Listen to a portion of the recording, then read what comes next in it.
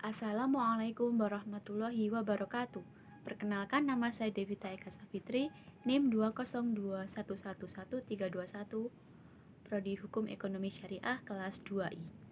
Di sini saya akan membahas tentang qaul syabi. Apa sih qaul syabi itu? Pengertian qaul syabi.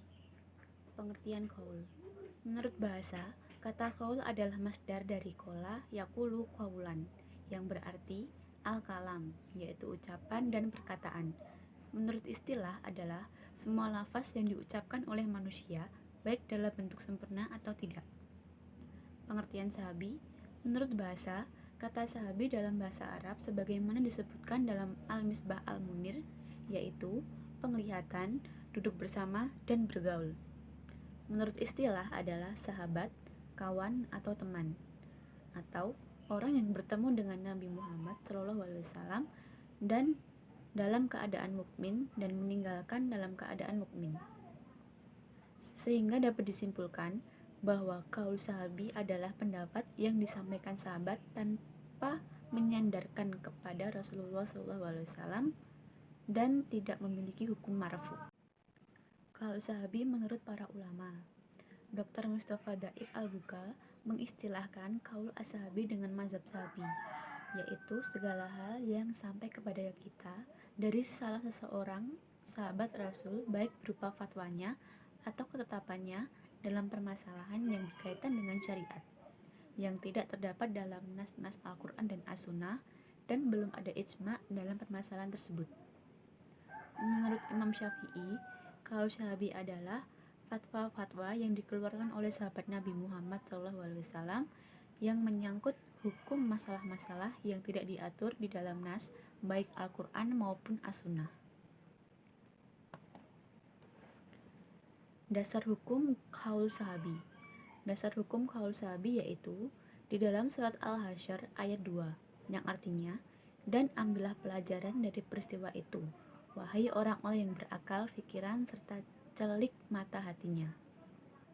Kemudian terdapat juga dalam surat An-Nisa ayat 59, yang artinya, kemudian jika kamu berbantah-bantah berselisihan dalam suatu perkara, maka hendaklah kamu mengembalikannya kepada kitab Allah, Al-Quran, dan sunnah Rasulnya. Jika kamu benar beriman kepada Allah dan hari akhirat, yang demikian adalah lebih baik bagi kamu dan lebih elok pula kesudahannya. Apabila sahabat memberi fatwa kepada seberang masalah yang berlaku, maka ia dikatakan sahabat tersebut mengeluarkan suatu hukum melalui ijtihad. Macam-macam qaul sahabi. Dr. Abdul Karim Zaidan membaginya dalam beberapa macam. Yang pertama, perkataan sahabat terhadap hal-hal yang tidak termasuk objek ijtihad. Dalam hal ini, para ulama semuanya sepakat bahwa perkataan sahabat bisa dijadikan hujjah. 2. Perkataan sahabat yang disepakati oleh sahabat yang lain. Dalam hal ini, perkataan sahabat adalah hujjah karena masuk dalam teori ijma'. Yang ketiga, perkataan sahabat yang tersebar di antara para sahabat yang lainnya dan tidak diketahui ada sahabat yang mengingkarinya atau menolaknya.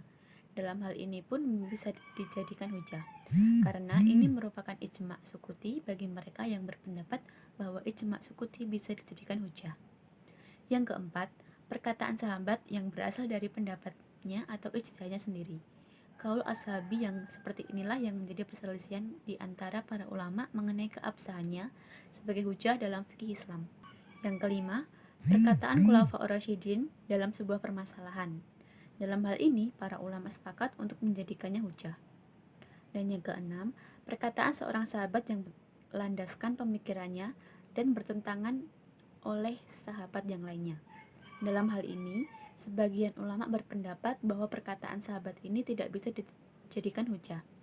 Akan tetapi sebagian ulama lainnya di kalangan usuliyin dan fuqaha mengharuskan untuk mengambil perkataan satu sahabat. Kehujjahan qaul sahabi. Yang pertama, fatwa sahabat yang disandarkan kepada beberapa perkara yang berlaku pada masa hayat Rasulullah dan menjadi hujjah tanpa seberang perselisihan di kalangan ulama. Alasannya ialah ia diiktibarkan sebagai satu sunnah yang diriwayatkan oleh sahabat daripada Rasulullah dan dinamakan sebagai sunnah takririyah. Yang kedua, ulama bersepakat perkara yang berkaitan dengan para sahabat tidak dapat dianggap melalui akal pemikiran serta tidak ada ruang ijtihad, juga adalah dikira sebagai hujah kepada umat Islam. Hujah dan alasannya adalah para sahabat pastinya menerima perkara itu daripada Rasulullah dan ia tidak berdasarkan kepada pemikiran dan nafsu mereka.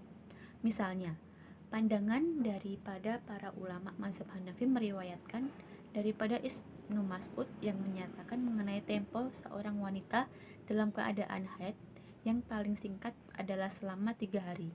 Yang keempat, fatwa sahabat tidak ada seberang percanggahan serta tidak diketahui ada perselisihan daripada sahabat lain dan ia juga tidak disebar luas.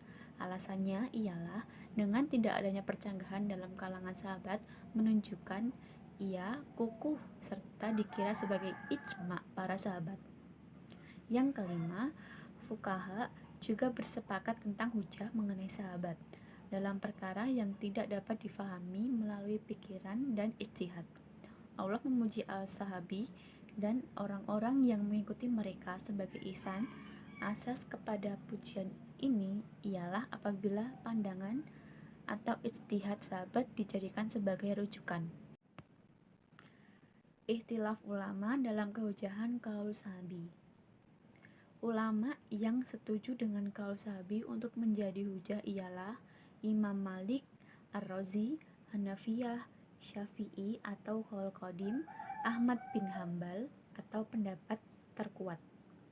Sedangkan ulama yang menolak qaul sahabi menjadi hujah adalah Asy'ariyah, Mu'tazilah, Syafi'i atau qaul jadid, Syiah, Al-Karki, ulama kontemporer mazhab Maliki dan Hanafi, dan Ibnu Hazm.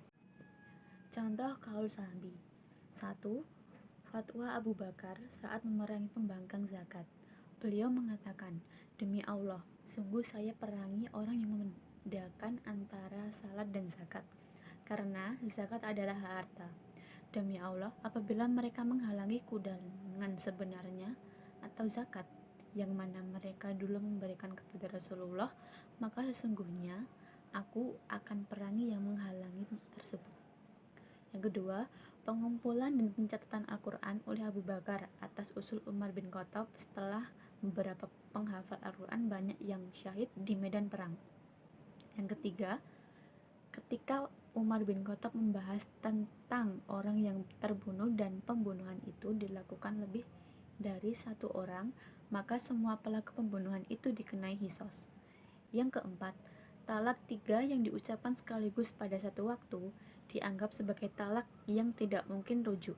Garis hukum ini ditemukan oleh sahabat Umar berdasarkan kepentingan para wanita, karena di zamannya banyak pria yang dengan mudah mengucapkan talak 3 sekaligus kepada istrinya untuk dapat bercerai dan kawin lagi dengan wanita lain.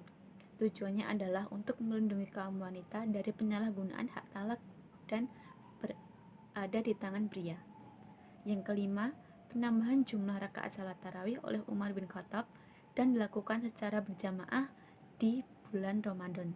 Yang keenam, di masa pemerintahan Umar bin Khattab terjadi kelaparan di masyarakat di semenanjung Arab.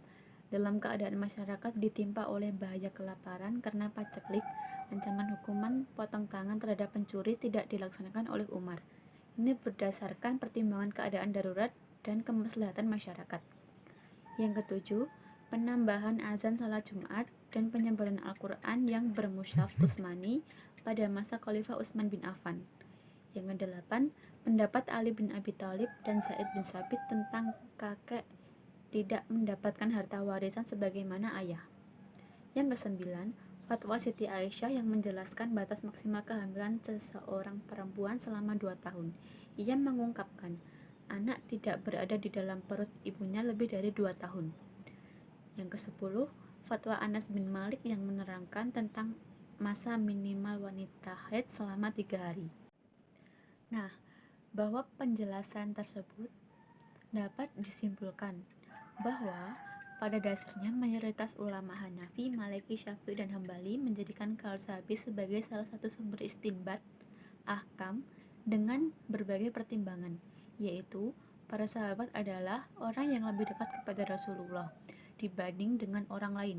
Mereka lebih mengetahui tujuan-tujuan syara, lantaran mereka menyaksikan langsung tempat dan waktu turunnya Al-Quran, mempunyai keikhlasan dan penalaran yang tinggi, ketaatan yang mutlak kepada petunjuk-petunjuk Nabi Muhammad, serta mengetahui situasi-situasi di mana nas-nas Al-Quran diturunkan. Pendapat-pendapat yang dikemukakan para sahabat juga sangat mungkin sebagai bagian dari sunnah Nabi, dengan alasan para sahabat sering berkumpul dengan Rasulullah baik dalam keadaan suka maupun duka. Walaupun masih dalam perdebatan di kalangan para ulama, namun perdebatan tersebut hanya berkisar pada pendapat sahabat, mana yang dapat dijadikan sandaran dan dasar dalam penetapan hukum Islam. Dengan demikian, pada kasus-kasus tertentu di era kini bisa mengambil hukum yang didasarkan pada kaul sahabi sebagai salah satu dalil syar'i. Sekian presentasi dari saya. Apabila ada kekurangan, mohon maaf. Terima kasih. Wassalamualaikum warahmatullahi wabarakatuh.